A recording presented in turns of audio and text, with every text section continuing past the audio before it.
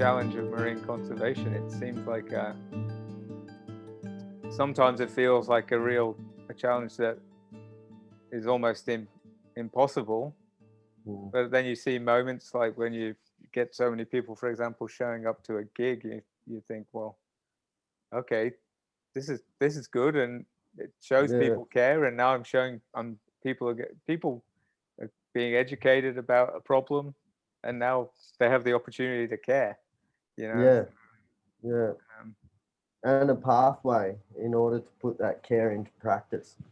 yeah, I think that's a absolutely. really important part of marine conservation education, is not just telling people this is what's happening and it's a problem, but Yeah, showing them the pathway to the solution and demonstrating it in a practical form that others can replicate.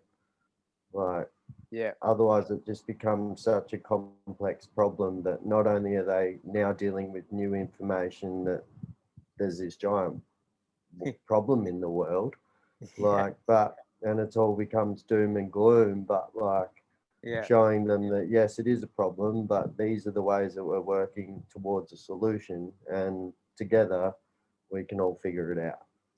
That's yeah, There's a that's light very at the end of the tunnel. yeah, and I think that's the best way to look at it. Definitely, we're all in this together for one, and two, no matter how bad things look, you don't give up. You just keep Mm, going, and in some cases, you you make preparations for what could happen in the future that would be the worst kind of case scenario, or mm, especially like with say coral reefs. I mean, I get asked a lot about, is it too late for coral reefs, given what I've mm. been doing the last few um, last few years. Well, you know, and Last decade. yeah, yeah, and I mean it's a hard question to answer, because Yeah, on one hand, no, it's not too late for coral reefs, yeah, but on the yeah, other hand, yeah, with climate change, feedback loops and things like that have already probably started, but that yeah, doesn't mean you stop. yeah, You keep going, and you live in the moment. That's the most important thing, I think, is like, yeah, don't let fear of what's going to happen in the future stop you, and don't let what happened in the past and you know pointing the finger at like say boomers or something, that mm, it's not going to solve the problem. The problem's like no, now in front of you, and that's why I think what yeah, the things you're doing, it's you're putting the the philosophy basically into practice yeah, on a daily basis, and showing people yeah, that they can do it. yeah. It's like accepting, like nothing's perfect. No one is. Nothing ever can be. But you can be resilient, and you Yeah, can try your best to do what you can. Like, off doesn't matter how much money you make, how what socio-economic circle you've come from, or anything like that. It's like, if you want to, like, stop bitching about it and do it. yeah, Like, yeah, and that's the biggest thing that I find in the world that kind of frustrates me about conservational based stuff, is you've got so many people talking about the problem, yeah, but bugger all doing anything physically about it. yeah, Like yeah, you can sit there and talk about it and do the philosophy and everything for, the next 2000 years. Like, yeah, but, and you know, as long as you're not causing more damage by attempting to solve the problem, and you research the amount that you're doing, so, you don't end up creating a larger scale problem with yeah, the information that you have at hand, then at least you're doing something positive, like off your own back, and hopefully that'll inspire others and leave information for future generations to continue that pathway. yeah, exactly. I mean, that is that is what it's all about, and I think with certain problems. I mean, you've with plastics and coral reefs, for example, with bleaching and things like that. It only became a big problem that was evident in like '98, say coral bleaching. After that, the first like big mass coral bleaching event. But that sparked scientific interest to understand the ecosystem even more, and and now that's what we're doing. I mean, it's a relatively short space of time. The same with marine plastics. I mean, you think about a community in especially island nation communities, marine plastics are being brought to them, and they're it's a completely foreign thing. These plastics, and what are you supposed to do with them when they're brought there and left there? It's always something that's kind of a challenge that really confuses me. How can people? And there is, it seems, The hardest part I find is like, and what you talk to a lot of the local people about in these remote places is they're like, yeah, well, we get brought all these products. They're different to any product that we've ever had throughout our society for X number of years, but none of the infrastructure is brought with it in order to deal with it and manage it. Like, those actual systems have taken 10 to 20 years.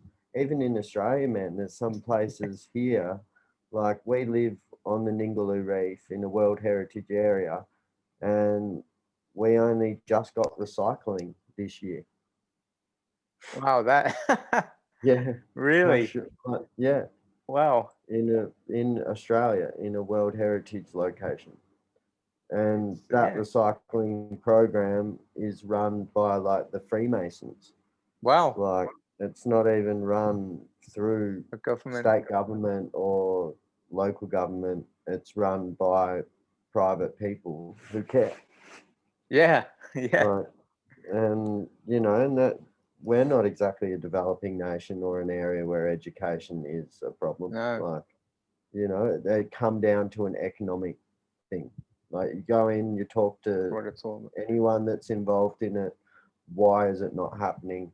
Well, because it's going to cost more to take all of this down to the processing plant in Perth or Geraldton, which Perth is 1,400 kilometers away. Geraldton's 900. It's like by the time we pay to get all that done on a truck or pretty much on a truck or on a plane, it's cheaper to bury it, deal with it later. That's it. The basic solution. So like you can't really look at these other remote villages where it's literally just local people that are running off their local exports or whatever most of them are pretty much subsistence living. And expect them to do a better job than us. Like it's just not going to happen. Like, and in some spots they have, like they've done a way better job. Like I've visited a lot of places around Indonesia where the recycling system is tenfold better. Even El Salvador, Sri Lanka, everywhere. Like, I find in our data that we collected, I found more recyclable products in Australia in a percentage of total collection, not in weight, but in individual items that were recyclable. Yeah, that were recyclable products. Whereas in some spots around Indonesia where, those bottles have a value that is worth it to people to go out and collect it, it can nearly become a wage for them for the week. They can go out and 10 cents to them is actually 10 cents to us is 10 bottles, but to them it nearly was the equivalent of like $1 a bottle, for what you'd look at it in Australia and you're like, that's actually pretty good. Like, if I can walk along a beach and collect even if it is 1,000 bottles or something, like they're still actually making a decent bit of money off them, Yeah. even if they're not in a situation where they're relying on funds from another job or from tourism or hospitality or any of the other jobs that are kind of related around that tourism boom. Yeah. And well, tourism, it's one of the, it's the industry, to me, it's an industry that, it's a bit of a paradox, I suppose, that, you know, it's an important industry, but it brings with it the problem, which is, Yeah, for sure. and that's what Yeah. doesn't get recognized sometimes. I think of Maldives, where I did all my research. They have an island called Tilafushi, which is like the garbage island, and Yeah. you know, every now and again it gets, there's a picture that comes out, and it's like this massive island full of trash, and in this beautiful paradise. It's like, well, it's like, this is what you were talking about before. What do you expect? Yeah. Like, it's where do you want it to Yeah. go? Like, Yeah, exactly. It's like it's not the locals that are consuming most of it either. yeah, it's You know, it's like you it's watch a local drink a coconut in most of these places, they crack it open and they drink out of it. yeah, You know, you watch a yeah, tourist drink a coconut and it needs to have a little umbrella in it, needs to yeah, have freaking 3 or 4 straws in it for some reason. It's yeah, like people on holiday just forget how to actually use their human body to consume a natural product without yeah, having this excessive amount of plastic or yeah. Western culture Influence. about it. Yeah, Like, yeah, it's definitely.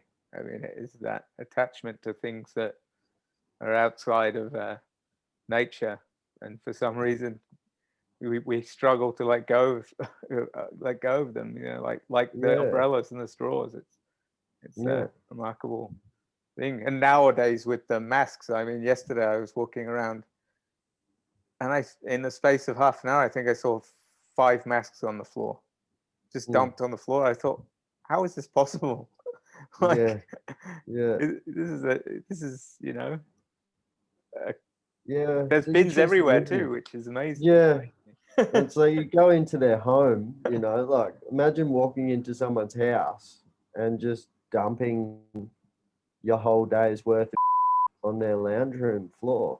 Yeah, You know, people yeah, would go, "Hang on a minute, like, what are you doing, bro? Like, yeah, why did you just dump this on my front lawn or yeah, in my house?" Like, and it's yeah, like, well, the world is our home, man. Like, you yeah, know, like, yeah, so how is that any different of you walking along in our home and dumping stuff yeah. on the floor or anywhere in the bush, in the ocean? Well, that's It's it. like it's all a part of our home. It just depends on how you depict your house. You know, is it the world? Is it your backyard? Is it the ocean? Is it the bush? Like Yeah, doing bushland restoration was a huge one. Like I'd watch like people walking through a national park, like with their dog or whatever. Like we're allowed to walk dogs through the state park or through a shire reserve.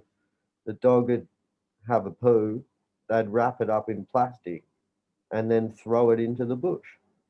I'm like, hang on, like, you've gone to the conscious effort of put it in a picking up bag. this, like, then wrapping it in a product that isn't going to break down for at least 50 to 50 years, 25 years, depending on the quality of the plastic bag, and then throwing it in the bush. Like, you've made a conscious effort to make the problem worse. Yeah, Like, it's totally counterintuitive and irrational. yeah. So, and again, like human stupidity never ceases to amaze. Yeah, yeah, Yeah, yeah, especially when it comes to the environment. Yet, if you did that yeah, to someone else's house, and then you see people that are doing this, you know, it might be their regular afternoon walk.